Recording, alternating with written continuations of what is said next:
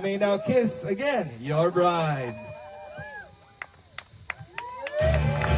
10 years wedding anniversary ng celebrity couple na sina aktor-direktor na si John Prats, at si Isabel Oli na isa ring aktres at modelo. Sa ika-10 anibersaryo ng kanilang kasal, ay nag-renewal of vows ang mag-asawa. Isang intimate sunset ceremony ang ginanap, sa Naomi Sanctuary Resort sa Batangas. Dito rin sila ikinasal, sa kanilang Christian wedding, 10 taon na ang nakakaraan, noong May 16, 2015.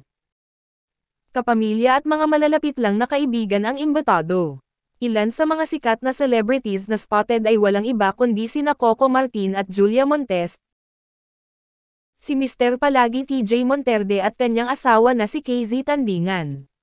Nandoon din sina Gerald Anderson, Sam Milby, Jake Cuenca, Mark Solis, Yeng Constantino, Eric Santos, Jason D at Catriona Gray. Uso na ngayon lalo na sa mga celebrities ang mag-renewal of vows sa kanilang wedding anniversary. Noong Marso taong 2025, ay dumalo rin si Isabel Oli sa ika-10 anibersaryo, at renewal of vows din ng kanyang mga kaibigan, na sina Patrick at Nika Garcia sa Boracay. Spotted din si Katrina Halili, Angelica Panganiban, at kapatid ni John Prats na si Camille Prats. Pagod yan sa dance number niya. Si Teddy Manuel ang kanilang event stylist. At dahil open air at mainit ang panahon, ay napaka-praktikal ng bulaklak ng bride, may mini fan ng nakakabit.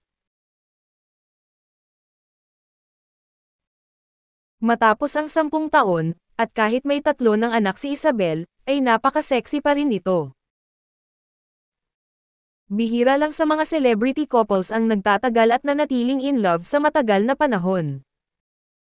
Ito ay isang patunay na kahit nasa spotlight, basta hindi nagpapadala sa tukso, at ang Diyos ang nasa gitna ng relasyon, ay paniguradong magtatagal ito.